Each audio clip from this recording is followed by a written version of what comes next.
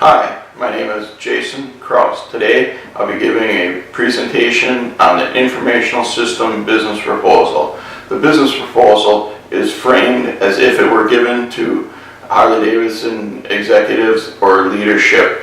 As we learned in this course, we need to speak to leaders as in their own language, so the presentation will be using the Project Management Excellence framework. This course is for selecting and implementing an informational system at Concordia University, OLA 821. So let's get started. Take a look at the agenda.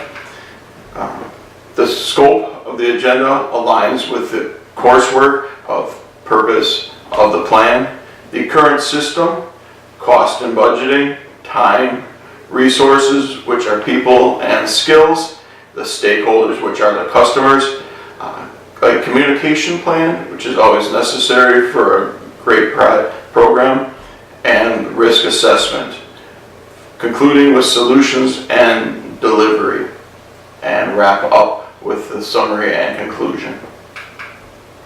The scope is to automate the current parts in process counting system in the XL gear department at Harley-Davidson's Pilgrim Road facility in Menominee Falls.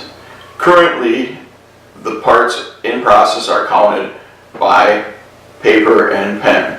The supervisors go around and count each part, 8 different parts throughout the plant, spending about 45 minutes at the beginning and the end of their shift, about 4.5 hours a day total for all 3 shifts. This costs about $875,000 a year to count these parts. And worse, that it's only accurate at the beginning and the end of the shift. Anything that happens during the shift, whether a machine goes down or the assembly line stops, and affects the amount of inventory we have, isn't recorded. So what the plan is proposing and the team is proposing is that we use handheld scanners. So every time a part or a tray comes off the machine, it can be scanned and put into the system.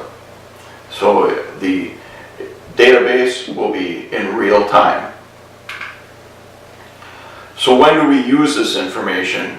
We use the information to make decisions about maintenance, what kind of forgings we need to and supplies we need to order, direct the workforce, which machines need to be run, which machines don't need to be run, which machines need to be running different parts. We use the in-process inventory numbers to really run the business. So currently, they're put on a spreadsheet. Across the top are the current parts that are made in the XL department, and down the side are each of the processes such as heat treating, grinding, and whatnot. Across the bottom is the inventory levels. Green means we have enough, yellow means we're at risk, and red, if there was any, would mean that we're in jeopardy of not making enough parts for the assembly line. As I mentioned earlier, the supervisors walk through the plant and count all of these areas manually, write them on a clipboard or write them onto the spreadsheet, and then sit down in Excel and put them in by hand. What we're proposing is that the scanners, every time a tray comes off a machine, it's scanned, and this document would be live and updated instantly. So to figure out what we really needed to start this process, we asked people involved some questions. The questions are, what are some of the problems with the current system? What steps in the process inventory need to be recorded? Like I said, heat treat when they come out of grind. What steps of those are those currently effective or not? How often do you think the spreadsheet should be updated? And have you thought of an easier way to collect this data than running around the plant counting it with a pen and paper? And what I know you guys are interested in is what funding would be needed to use or implement implement the automated scanners. So we came up with a cost matrix, and which included software licensing, implementation costs, and the cost of actually operating the system, including training. The implementation costs are $16,850. I know it's a little bit of an eye strain here, but there is a slide deck included with the YouTube video. So for $16,850, we can implement the automated scanners, which would be a return on investment of 2.5 months compared to the $87,750 we currently spend now. Going forward, to operate the system would be $12,500, which is basically the supervisors sitting down looking at the spreadsheet and deciding their business plan, compared to the $87,000 and 4.5 hours they spend now. So moving forward on implementation, once we realized the cost benefits of it, we looked at first at what the system criteria would be. We looked at what the manufacturer's scanners had to offer. We decided on which scanner to go to, and currently we're fourth down at our kickoff meeting. This time management overview lays out how many days each task will take, the start date, the end date, what the dependencies are to each other task on the overview, also what percentage of it is completed. As we can see, the kickoff meeting will be 100% completed, and who is assigned to each task. These are all abbreviations on the side, so let me explain a little further who's involved on the team. Currently, the project sponsor is the area manager. The project manager is the manufacturing engineer. The project process lead is the network administrator.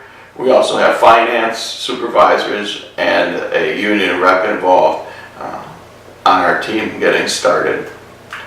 So we really looked at the team and the stakeholders and some of our customers and put them on a stakeholder map. Really, this is going to be used for the next slide, but how much involvement and how much control does each person have in the system? And knowing that, we can keep them in the informational loop to what is going on. And that goes right into the next slide as the communication plan. Now that we know what influence our stakeholders have, we can inform them using the communication plan and give them enough information to stay in touch but not overload them with information they don't need. This communication plan started today on the bottom here with our stakeholder kickoff. Next, we looked at risk by assessing each part of the program. Would the task affect the overall impact of the program? That would be red. Red would mean the task would impact us not delivering the plan. Yellow means it would impact it, but we still could implement the plan. And green would be it doesn't have much impact on the plan, or minimal impact. Some of the questions we asked around risk centered around the operating system, the application software, the firewall protection, the legacy system, network bandwidth, and the network hardware itself, really looking at how the data will be collected and protected. Using that, moving into the final phase of the Project Management Excellence program is looking at solutions and delivery. The first phase is setting objectives, which we had looked at the criteria and used our interviews to say what criteria does this project need, what is the project goal. I believe we achieved that by reducing costs and having real-time data in our spreadsheet. Planning, how will the data be handled? Using that, looking at our information system, looking at firewalls, looking at routers, how to set up and deliver the information and collect it in a place where everyone can get at it. Execution is implementation and looking at the reliability of it. Phase 4 would be monitoring and looking at the scans going in. Are the operators scanning the trays and the carts properly? Are they going to the right place? Is the inventory up to date and accurate? And finally, looking at the system management and its stability. Are the scanners running all the time, or they have trouble with some of the computers on the floor? And looking to make sure that the data that we are collecting is secure and cannot be corrupted by others or any of the employees in the company, whether maliciously or accidentally. I believe this project really connects with the manufacturing vision, which is to communicate in real time. By entering our data in when the parts are made, we can make business decisions in real time, lowering the cost per unit, improving company profitability, and improving our customer satisfaction at the assembly line. Thank you.